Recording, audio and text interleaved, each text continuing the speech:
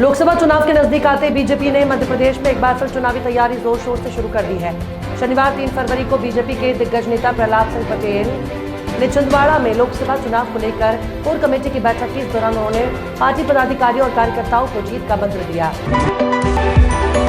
मध्य प्रदेश में सड़कों पर गड्ढों की मॉनिटरिंग अब pothole repairing citizen mobile app के माध्यम से की जाएगी। इस ऐप के माध्यम से आम नागरिक अपने मोबाइल से गड्ढों की जियो टैग्ड फोटो खींचकर विभाग को जानकारी दे सकेंगे। इससे गड्ढों की समय से पहचान करते और तुरंत सुधार में मदद मिलेगी। मध्य प्रदेश के लोक निर्माण मंत्री राकेश सिंह ने भोपाल में विभागीय अधिकारियों के साथ इस मोबाइल ऐप को लेकर चर्चा की।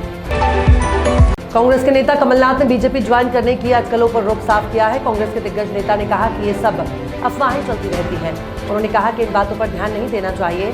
पार्टी छोड़कर बीजेपी का दामन थामने वाले नेताओं पर कहा कि सभी स्वतंत्र है, कोई किसी से बंधा नहीं है।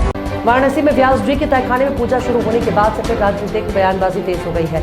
एक और डिप्टी सीएम केशव प्रसाद मौर्य लगातार समाजवादी पार्टी के संस्थापक मुलायम सिंह यादव का नाम लेकर आरोप लगा रहे हैं, तो वहीं दूसरी ओर अब कांग्रेस नेता आचार्य प्रमोद कृष्णम ने भी प्रतिक्रिया दी है। वाराणसी स्थित ज्ञानवापी मस्जिद मामले में कांग्रेस नेता आचार्य प्रमोद कृष्णम ने कहा कि भारतीय लोकतंत्र पर सवाल नहीं उठाए जा सकते हैं। बीते विधानसभा चुनाव में 80 और 20 की चर्चा काफी हुई थी। तब चुनाव में समाजवादी पार्टी और बीजेपी दोनों ओर से इस पर जमकर बयानबाजी भी हुई, लेकिन चुनाव में हार के बाद समाजवादी पार्टी प्रमुख अखिलेश यादव ने रणनीति बदली और पीजीए के फॉर्मूले के साथ चलने का ऐलान कर दिया। अब उन्होंने इसी फॉर्मूले के तहत आंकड़े भी पेश किए हैं। कांग्रेस नेता आचार्य प्रमोद कृष्णम इन दिनों सुर्खियों में है। श्री कल्की धाम शिलान्यास के संदर्भ में प्रधानमंत्री नरेंद्र मोदी को आमंत्रित करने के लिए बीते दिनों उनसे प्रमोद कृष्णम ने मुलाकात की थी।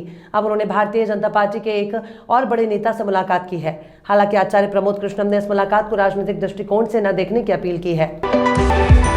केंद्र शासित प्रदेश लद्दाख में हजारों की संख्या में लोग सड़कों पर उतर आए हैं।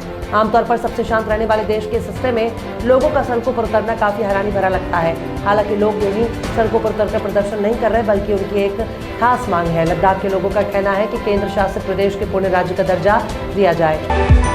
हाल ही में कार्मिक और प्रशिक्षण विभाग ने एक रिपोर्ट जारी की है, जिसमें बताया गया कि 30 भगोड़े ऐसे हैं जो साल 2022 में विदेशों में थे।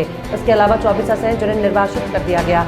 साल 2020 और 21 की बात करें तो ये संख्या क्रमशः 84 और 136 थी। और अब भारत सरकार विजय माल्या, नीरव समेत वांछित चल रहे कई भगोड़ों को भारत वापस लाने की कोशिश कर रही है।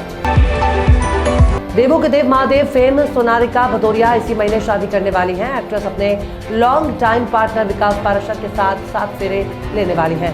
सोनारिका ने साल 2011 में आए शो तुम देना मेरा साथ से एक्टिंग डेब्यू किया था। इसके अलावा वे दास्तान मोहम्मद में भी नजर आई। दोनों की लव स्टोरी की बात करें तो सोनारिका और विकास की मुलाकात जब में हुई थी। विकास सोनारिका के भाई के दोस्त थे।